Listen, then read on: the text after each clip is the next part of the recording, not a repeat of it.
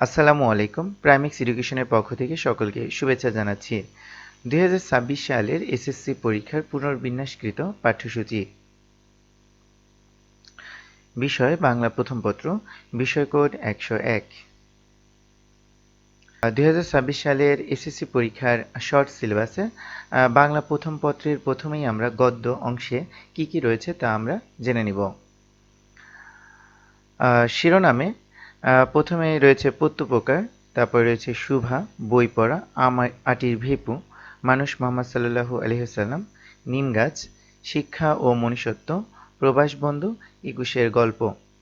এই ৯টা গদ্য ২০২৬ সালের বাংলা প্রথম পত্রের শর্ট সিলেবাসে রয়েছে।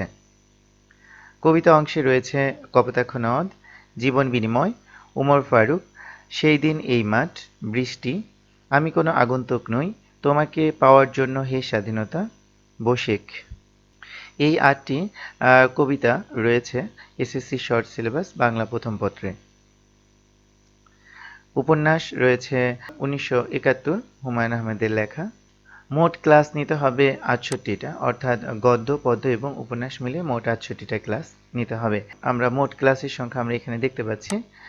গদ্য হচ্ছে ৩৪টা, কবিতা ২৪টা, উপন্যাস ১০টা, মোট ৬৮টা। এই ছিল এসএসসি পরীক্ষা ২০২৬ বাংলা প্রথম পত্রের শর্ট সিলেবাস। ধন্যবাদ সবাইকে।